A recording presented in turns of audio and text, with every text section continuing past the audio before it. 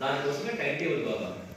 Morning ఎప్పుడు చేయాలి, evening ఎప్పుడు చదవాలి, పగటిపూట ఏ విధంగా చేయాలి, స్టడీ అవర్స్ ఎట్లా ఉండాలి, ఎలా ఫోకస్గా వినాలి, ఈ అటెన్షన్ అంతా కూడా ఉంటే మీ ఎనర్జీ ఎప్పుడు తగ్గి పెట్టుకోండి. మీ వయసు ఎనర్జీ తెలుసుకోవడం ఏంటి సార్? ఇప్పుడు నా పని నేను చెప్తా ఉన్నా, ఒక 3-4 అవర్స్ కంటిన్యూ చదవడం చూద్దా, ఒక 3-4 అవర్స్ వినమంటే వింటా. ఈ ఏజ్లో కూడా ఇంట్రెస్ట్ అంతే, అవుట్ ఆఫ్ ప్యాషన్ అన్నమాట. ఇక మీకు ఎట్లా ఉన్నారు ఎనర్జీ? మండుతున్నటువంటి అగ్నిగోళం ఉన్నారు లోపల. ప్రతి విషయం తెలుసుకోవాలి, సాధించాలి. మనకు ఎంతో ముందుంది జీవితం అంతా కూడా. ఆ జీవితాన్ని మనం గొప్పగా గడపాలంటే ఈ వయసులో ఉన్నటువంటి ఆ ప్యాషన్, క్యూరియాసిటీ వల్ల సాధ్యం. కానీ ఆనకేదో మనం పుడతామంటే అప్పుడు ఏం పడలేదు. గుర్తుపెట్టుకోండి, ఏది చేసినా మీ ఫస్ట్ గోల్ ఇది. 10th క్లాస్ అంటే మీ జీవితంలో ఒక దాన్ని సాధించబోతున్నారు. ఇప్పటిదాకా మీకు గవర్నమెంట్ ఎగ్జామ్స్ లేవుగా. మీకు ఎవరు ఎనభై చూస్తున్నారు, దట్ ఇస్ గ్రేట్. ఎవరు వచ్చిందా? జరగలేదు. మీరు సాధించిన ఇంకా ఏదైనా మీకు కాంపిటీషన్లో ఏదైనా ప్రైజ్ రావడం, చిన్న చిన్న అచీవ్మెంట్స్ అయ్యి. 10th క్లాస్ సర్టిఫికేట్ అనేది మీ జీవితంలో బిగ్గెస్ట్ అసెట్ అన్నమాట. రేపు పెద్ద అవుతారు. నాకు మన ఫ్యామిలీ చెప్పింది ఇట్లే కరెక్ట్ అన్ని మనసారి అసలు చెప్తున్నా. నాకు అసలు ఇటువంటి మాట ఆ రోజు నాకు చెప్పబోయేవారు 10th క్లాస్ వచ్చింది. ఏమో తెలుసా, రిప్రజెంటేటివ్ వస్తే నేను మా ఇద్దరు పిల్లలు తీసుకుని వెళ్ళాను కరెక్ట్ ద్వారా ప్రతిభావాన్ని తీసుకోవడానికి. ఆమె అవార్డు తీసుకొస్తూ కాసేపు మాట్లాడాను. ఒక మాట అన్నాను, ఇటువంటి 10th క్లాస్లో నేను టాపర్ని ఆ రోజుల్లో నాకు కూడా అవార్డు ఇవ్వడానికి పిలిచారు ఇక్కడనే జిల్లా మొత్తం. అప్పటి కలెక్టర్ వస్తుంటే మొత్తం 100 మంది అక్కడికి వెళ్ళి ఆమె పూలు చదివి ఆహ్వానించడానికి చూశాను నేను. అప్పుడు మైండ్లో ఫిక్స్ అయ్యాను, చేస్తే ఇటువంటి గొప్ప కోర్స్ చేయాలా, కరెక్ట్ కావాలి అని చెప్పేసి నాకు అనిపించింది ఆ రోజులోనే. ఇప్పుడు అయ్యి మీ ముందున్నాను. ఎంత గొప్ప మాట. సో అలాంటి వ్యక్తుల యొక్క ఉపన్యాసాలు, స్పీచెస్, మాటలు, పుస్తకాలు ఉంటాయి, వస్తూ ఉన్నాయి. ఈ వయసులో అవన్నీ వినాలన్నమాట. అప్పుడు మీకు అర్థమవుతుంది, ఓహో ఈ వయసు నుంచే కదా మనం ఆలోచించాల్సింది, గోల్స్ మీద స్పష్టత ఉండాల్సింది అనిపిస్తుంది. ఆటోమేటిక్ ఏమవుతుంది, ఇంకా దానికోసం అన్వేషిస్తారు, దానికోసం ఎన్ని రకాల టెక్నిక్స్ అన్ని తెలుసుకుంటారు, వాటిని పాటిస్తారు, మీరు అనుకున్న సాధిస్తారు. సో ఏజ్ అదేనమాట, ఏజ్ అక్కడ ఉండాలి. ఏజ్ ఆ అప్రోచ్ ఎంతకాలం మనం ఏంటంటే మైల్డ్గా ఏదో మార్కులు వస్తున్నాయి, కొద్దిగా రాస్తే కొద్ది మార్కులు వస్తాయి, మనం షైనింగ్ అన్నారు కదా, ఏదో గవర్నమెంట్ పని లేకుండా, సార్లు పని లేకుండా రోజు టెస్ట్ పెడుతున్నారు, ఈ ఒత్తిడి ఏంది, ఇలాంటి ఫీలింగ్స్ వస్తాయి. ఇవన్నీ మన మీద కోసమే కదా, మన కోసమే ఇదంతా. సార్ ఎందుకు వస్తున్నారు, నేను ఎక్కడ చెప్పండి, చలికి మా చెవులు కుట్ర పోతుంటాయి మా వయసుకి అనమాట. సండే ఎందుకు వచ్చారు, నేను ఎందుకు వచ్చాను, సార్ ఎందుకు వచ్చాను, ఇదంతా మన కోసమే కదా అన్న ఫీలింగ్ వచ్చేస్తే మీకు లోపల ఉన్నటువంటి ఆ మొత్తం బలాలు వెళ్ళిపోతాం. ఎక్కడికి ఇలా ఆలోచించండి. ఈ 60 days plan of action time table 73 days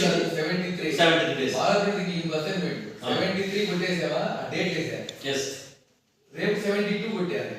అలా ఇప్పుడు మీరు మీ టైం టేబుల్ని దాని తగ్గట్టు డివైడ్ చేసుకోండి. స్కూల్లో హై ఫోకస్డ్గా, కాన్సన్ట్రేషన్గా ప్రతి సబ్జెక్టు వినడం, చదవడం, చేయడం. అలసిపోతా ఉంటుంది, మధ్యలో కళ్ళు అలసిపోతుంటాయి. ఎనర్జీ ఏదో అక్కడే కళ్ళ దగ్గర వస్తుంది సమస్య. వీళ్ళకి మధ్యలో కావాలంటే లంచ్ చేస్తారా? మీ వరకు కాస్త పక్కన వచ్చిన 10 నిమిషాలు కళ్ళు మూసుకుంటారు, డస్ట్బిన్ పట్టుకోండి. 10 minutes మూసుకుంటే రాత్రి 11 దాకా నిద్ర రావాల్సిన 10 minutes. కళ్ళలో మీకు లోపలికి నర్వ్స్ ఉంటాయి, చదివేప్పుడు నర్వ్స్ ఒత్తిడి గురవుతాయి అనమాట. ఆ ఒత్తిడి బ్రెయిన్ పోతుంది. అప్పుడు బ్రెయిన్ తూడు వచ్చేస్తాను, చెప్పింది అనుమతి కాదు. అది రిలాక్స్ కావాలంటే 10 నిమిషాలు కళ్ళకి రెస్ట్ ఇస్తే ఆ నర్వ్స్లో ఉన్న రక్తం అంతా వెనక్కిపోతుంది అనమాట, ఫ్రీ అయిపోతుంది. మళ్ళీ చల్లగా కళ్ళు మారిపోతాయి. అప్పటి నుంచి మళ్ళీ 11 దాకా, నేను చిన్నప్పుడు చేస్తుంది పని, నాకు చాలా అడ్వాంటేజ్ అయింది. మళ్ళీ 11 దాకా నిద్ర రమ్మని రాదు, 10 minutes మధ్యలో కళ్ళు చూడండి సార్, నిద్ర వస్తుంది, బ్రేక్ అనమాట.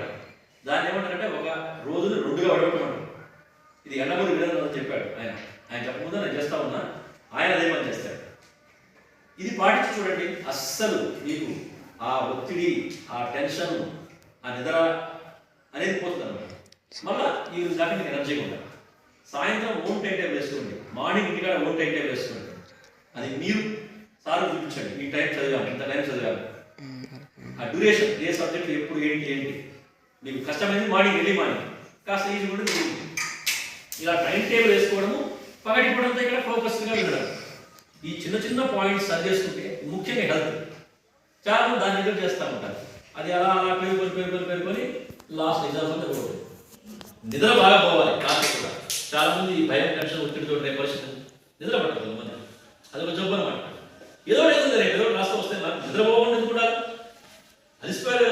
హాయిగా నిద్రపోవాలి. సో నీ వయసుకు ఈ టైంలో 6 or 6.5 hours, 7 మ్యాక్సిమం, అలాగే ఎక్కువ 6 hours ఖచ్చితంగా మంచి నిద్రపోవాలి. 10 పడుకుంటే 4 లేండి. మీరు షైనింగ్ స్టార్స్ చాలా అవసరం. 10, 4, మరి 9, 3 వద్దు. 10, 4 ఈజ్ ఐడియల్. లేదా సార్ మాకు కొద్దిగా కష్టపడితే 4:30 లేండి. ఇక మ్యాక్సిమం 5 కల్లా మీరు కూర్చొని ఉండాలి చదువుకున్నది. 10, 5 ఇది చూడండి, రిలాక్స్ కావాలి. ఇక 7 తినేసి కూర్చోండి ఒకసారి, మళ్ళీ మధ్య లేకుండా 7 to 10 3 hours. Morning 5 to 7 2 hours. మొత్తం 5 hours ఇంటి దగ్గర చదివితే ఇక్కడ ఆటోమేటిక్గా 7 hours అవుతున్నారు. 12 hours అయితే రోజు 12 hours ఫోకస్గా కాన్సన్ట్రేట్ అవుతుంది. ఏమన్నా ఉందా? ఇది మార్కులు రావు మీకు అసలు. టీచర్స్ చెప్పింది పర్ఫెక్ట్గా పాటించండి. చాలా మంది చేస్తారంటే సగం పాటిస్తూ ఉంటారు. సబ్జెక్టు వారిగా అందరు ఎక్స్పర్ట్స్ సార్ వాళ్ళు ఎగ్జామినేషన్ ఇక్కడ మొత్తం చెప్తారు. అంతా కూడా తూచా తప్పకుండా మీరు పాటిస్తూ మీ డేని ఎఫెక్టివ్గా ఇక్కడ ఉంటూ ఇంటి దగ్గర ప్లాన్ చేసుకొని హెల్త్ నిద్ర కరెక్ట్గా చూస్తూ మంచి తిండి తింటూ, కొంతమందికి అదొక తిండి ఇంటి దగ్గర కొద్దిగా ఇంటి దగ్గర పండు, మంచి మజ్జిగ, పాలు ఇట్లాంటివి అనమాట. జంక్ ఫుడ్ తగ్గించుకొని ఈ చిన్న చిన్న జాగ్రత్తలు పాటిస్తూ మీరు ఏదైనా ఫోకస్గా ఉన్నారంటే ఎన్ని మార్కులు మీరు టార్గెట్ పెడితే వచ్చేస్తారు. గుర్తుపెట్టుకోండి. ఇప్పుడు మీరు అడగండి, డౌట్స్ పోయి ఉండాలా, ఇవ్వకపోయినా పర్లేదు, any question related to education. నేను రేపు రెండులో ఒక మార్పు కోరుకుంటా. ఒకటి, మీరు కటింగ్ చేసుకోవాలి. ఈ అబ్బాయి ఫస్ట్ లోనే సరే సమస్య అంటే చోరీలు ఉన్నాయి.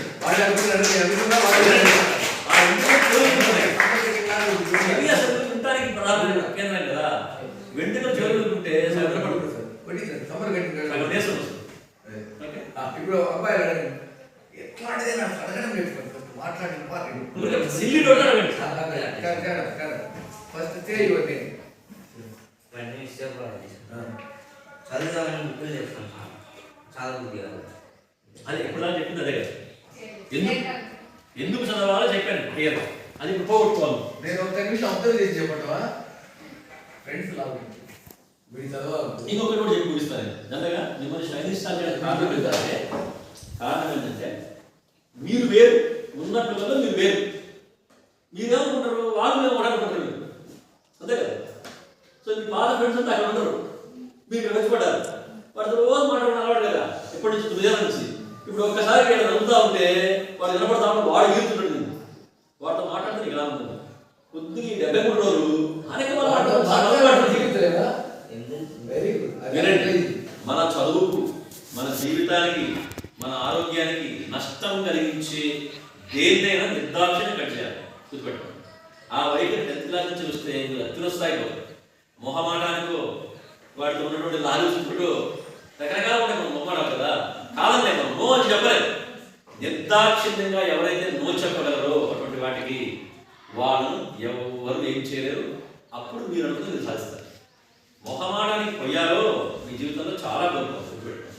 ఓకే, ఈ 73 అట్లీస్ట్ ఈ ఎగ్జామ్స్ టైం ఎవరికి ఎంత టైం ఇవ్వాలి అనేది మీరు డిసైడ్ చేసుకోవాలి. దేనికి ఎంత టైం ఇవ్వాలి, అది ప్లాన్ ఆఫ్ యాక్షన్ అంటే టైం. ఇంకా ఏదో మీకు డౌట్ అడగండి, ఇష్టం లేదు. క్లారిటీ వస్తే ఓకే, ఇక క్లారిటీ రాని కూడా ఉంటాయి కదా. అది దాని గురించి మనం మళ్ళా మాట్లాడుకుందాం ఒకసారి, ఎందుకంటే మెమరీ పవర్ కిందకి వస్తుంది. కొన్ని సబ్జెక్ట్ వారికి టిప్స్ ఉంటాయి. ఏ సబ్జెక్ట్ ఏ విధంగా ఫాలో అవుతే ఎట్లా చేయాలో కూడా విడివిడిగా మనం చెప్పాల్సి వస్తుంది. సో అది సబ్జెక్ట్ టీచర్స్ అన్ని చెప్తాను. మీకు తెలుగు అది సార్ చెప్పేస్తాను క్లియర్. హిందీ ఇన్ జనరల్గా ఓవరాల్గా చదివింది గుర్తు రావాలంటే నీ యొక్క ప్రిపరేషన్ మెథడ్లో లోపం ఉంటుంది ఎక్కడ. అది సబ్జెక్టా, అన్ని సబ్జెక్ట్ అట్లే ఉన్నాయా? అన్ని అట్లే ఉన్నాయా? అది అన్ని అట్లే ఉన్నాయంటే మాత్రం ప్రిపరేషన్ మెథడ్లో నీ లోపం ఉంది. సబ్జెక్ట్ టు సబ్జెక్ట్ వేరియన్స్ ఉంది అంటే ఆ సబ్జెక్ట్లో ఉన్నటువంటి ప్రాబ్లం. అన్ని బాగా గుర్తు ఉండాలి అంటే ఈ రోజు చేసే పని అదే.